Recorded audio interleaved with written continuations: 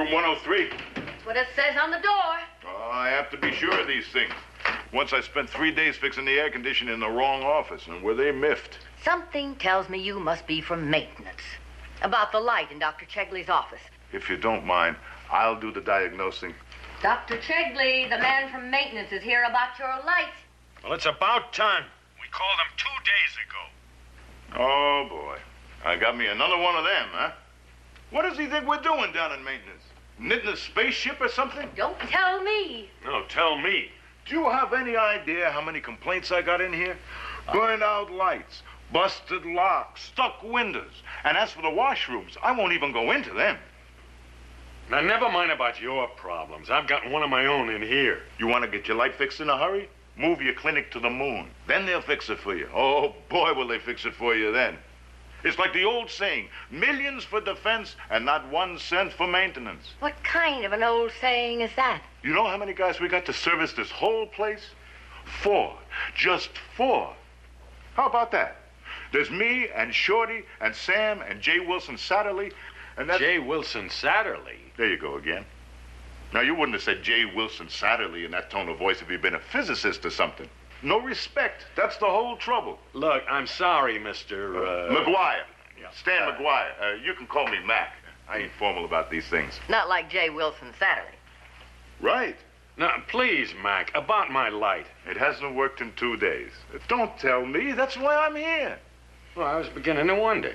It's in there. Please, Doc, don't point. I know where your lights are. I got floor plans. Oh, and please, wait out here. When I'm diagnosing, I need to concentrate. You ought to understand how it is.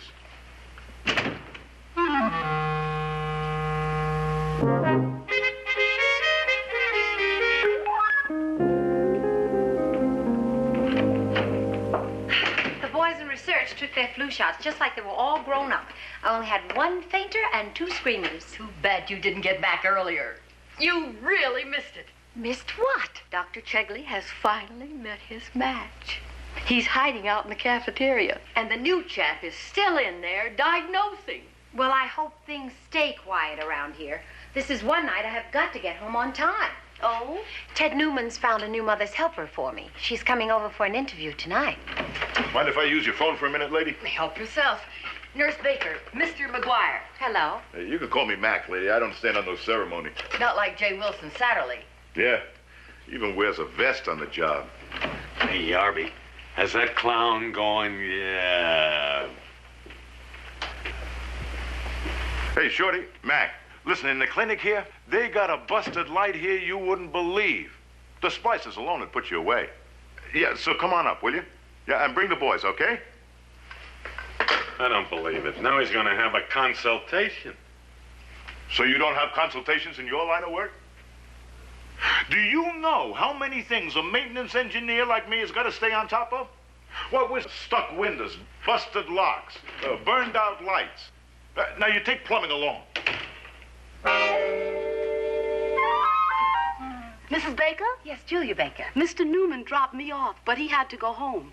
I was right in the middle of explaining the alternation of generations in a hydroid colony when he got this splitting headache. You must be... Brenda Harper, class of '68, Tech Western High, Tallahassee, Florida. Did you know, Mrs. Baker, that the state of Florida is sinking at the rate of 0.03 centimeters a year? It must be all those tourists.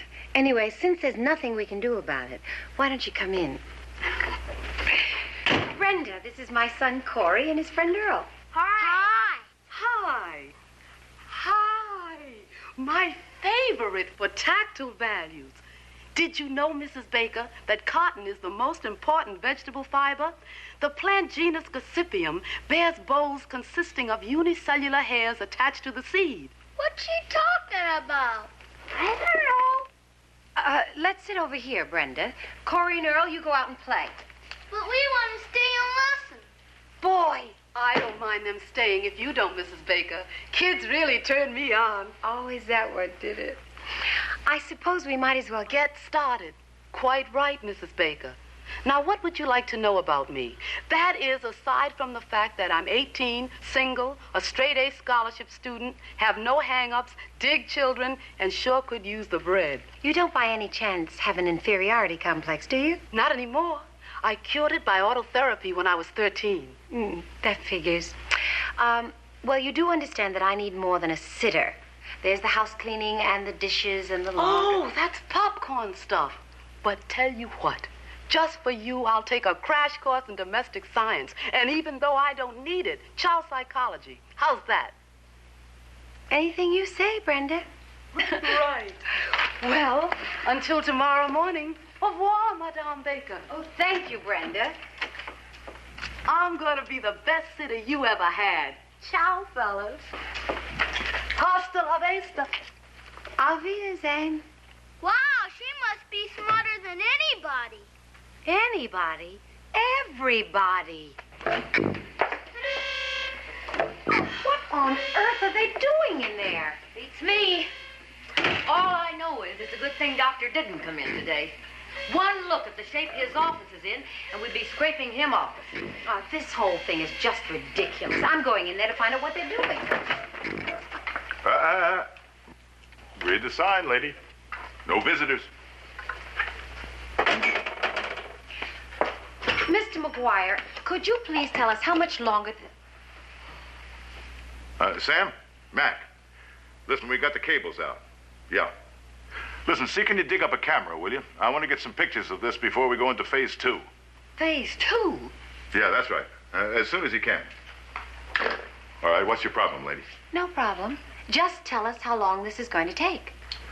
Lady, if I knew, I'd tell you, believe me. But there are some things. All we can do is what we can and hope for the best. Hope for the best? But it's only a broken light. Only a broken light, huh? Hey, Shorty, you hear that? She said it's only a light. Only a light. I'll get it, Brenda. Hi. What do you want? I want to play. Go away, I can't. You've been inside for 2 days and 24 hours. You a prisoner? No. Eskimo's not easy, you know. Eskimo? Let him in, Corey. That door's causing a bad draft. Wow. Hi, Earl. Hi. Pew, what's that stinkity smell? It's smoked whale blubber from a pen pal. Have some, Earl. No, thanks. I'm not supposed to eat between meals. Well, let's get on with the lesson. Sit down, Earl, and repeat after me. Okay. Okay. Parker. Parka. Very good. Now, speed up. Try this. Muckluck. Mugluck. Good. Muggalugga. Studenka? No. Now, here's an Eskimo kiss for being such smart little cubs.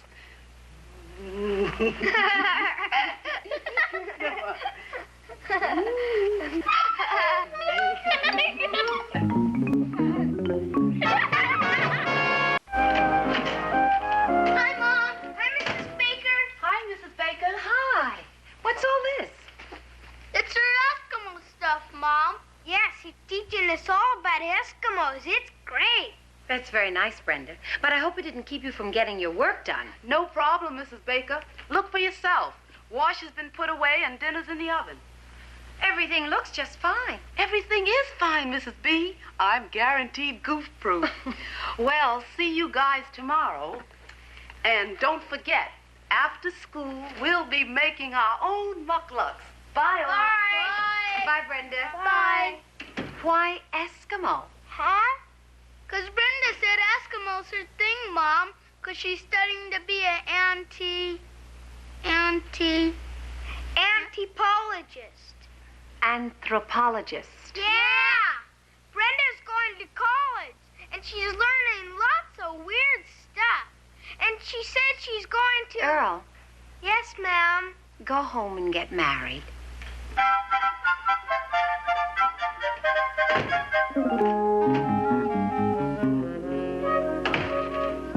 Don't tell me after 4 long, impossible impossible days, McGuire's finally fixed Doctor's light. Baker, come on in here. Right away, Doctor.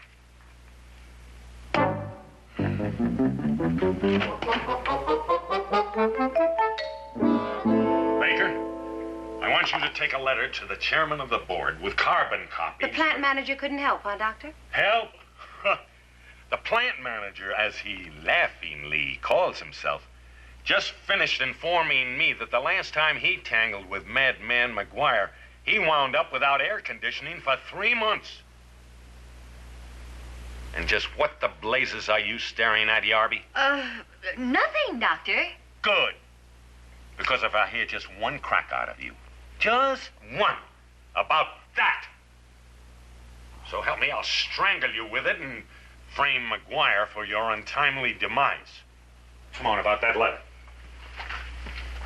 Now, dear Mr... No, make that, dear sir. No.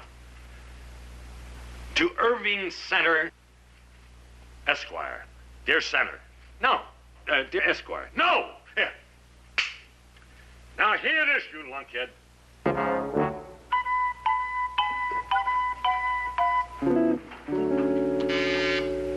I'm coming! Oh, hi, Julia. Hi, Marie. What's with the sign? Well, I wanted to talk to you before you went upstairs. Well, that makes sense. But why the question mark? You know, I wondered about that myself. Anyway, come on, I want to talk to you.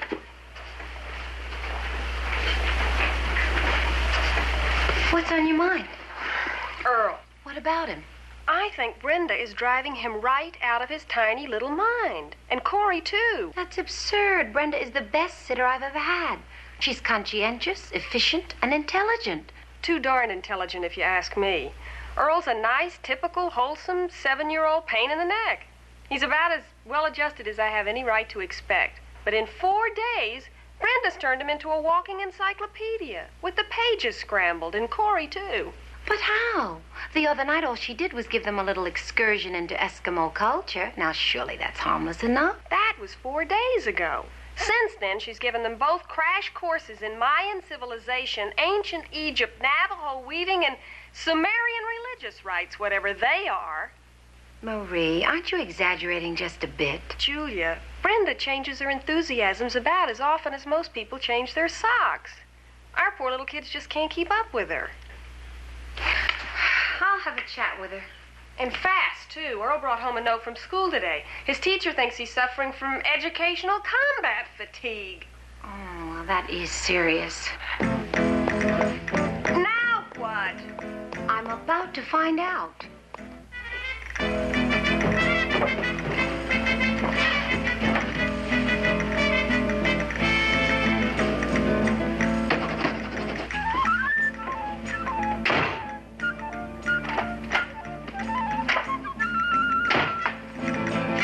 And so, fellas, flamenco, as a form of musical expression, originated with the gypsy of ancient Spain, who originally derived it from the influence of an earlier culture.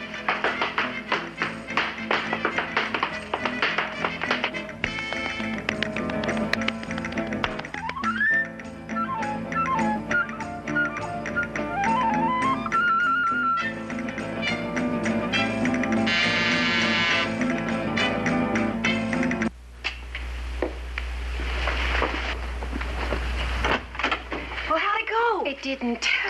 I tried, Marie, but with Brenda, you have to turn her off first. However, if there's anything you'd like to know about flamenco, just ask. Tonight I had the crash course. Listen, Julia, don't kid around. This is serious. Listen, Marie, I know it. Corey brought home a note today, too. Well, what are we going to do? We'll just have to figure out some way for me to tell her. But Brenda is so enthusiastic. She's so well-meaning. I hate to put her down too hard.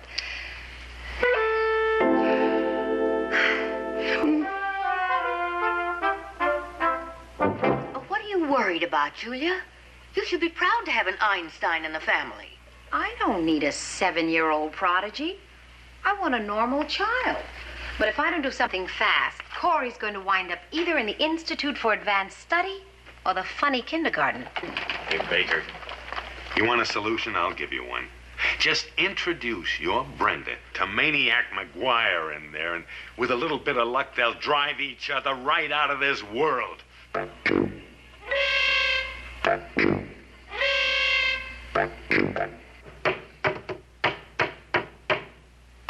Now you try it. Can we go out and play for a little while, Brenda? Yeah, can we? Just as soon as you get this right. You do want to learn drum talk, don't you? We do?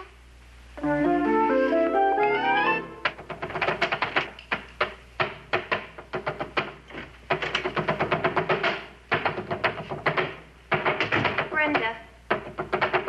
Brenda, what are you doing? Hi, Mrs. Baker. Oh, I suppose you could say I'm talking to myself. Do you think you could put that drum on hold for a minute and talk to me instead? Sure thing. What's up? Well, you are, for one thing. Come over here. I want to talk to you. By the way, where is Corey? He's downstairs with Earl. Earl has a little headache. Too much sun at school today, I suppose. I'll bet. What was it you wanted to talk about, Mrs. Baker? Because I've got something to tell you that will absolutely... Just hold it a minute. For once, let me do the talking first, okay? Anything you say, shoot. Well, let me see. How do I start? Brenda, you're very good at your job. You're hardworking. You're well organized and intelligent. Oh, you noticed that too, huh? I didn't think it showed. That's what the man said yesterday. Brenda. Sorry, Mrs. Baker, but I can't keep it inside me any longer. That figures. Go ahead, Brenda. Tell me what it is that you just simply have to tell me. This man from the TV show, Any Questions, came to school and interviewed a whole bunch of us girls, you know, to go on the show as contestants. That's nice. And today he came back and told me that I was first choice out of everybody at school. How about that? Well, that is very nice. The only problem is that I don't see how I can do it and keep this job. Oh, you don't, huh? No. You see, once you go on this show, you have to stay on as long as you keep winning. And to do that, I'll have to do an awful lot of research. It'll take all my spare time, in fact. So what do you think, Mrs. Baker? What should I do? Oh, Brenda, I think that what you have belongs to the world, not just to Corey, Earl, and me. Oh, Brenda, go on the show. Go with our blessing, Brenda. Mrs. Baker, you're an absolute angel. An angel? No, I'd say I'm just plain lucky.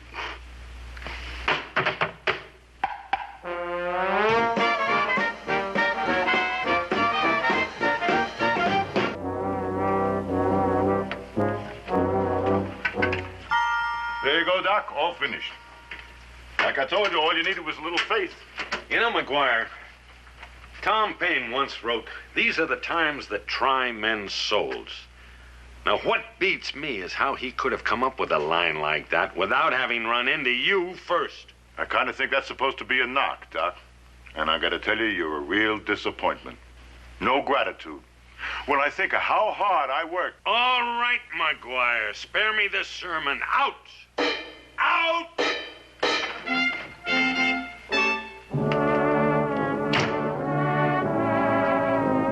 And so, ladies, it's with mixed emotions that I leave you. It's been a real experience working up here with you this last week. Oh, brother. I suppose Dr. Chegley's light is fixed. Stanley McGuire and the Aerospace Maintenance Department do not believe in loose ends. Hold it, McGuire. Something wrong, Doc? No, nothing's wrong. Everything's just fine. What I want to know is, how come when I turn on my light, the air conditioner starts squirting water all over my desk? That's a new one on me, Doc. Tell you what, you call maintenance, and when we get a chance, I'll come up and take a look at it.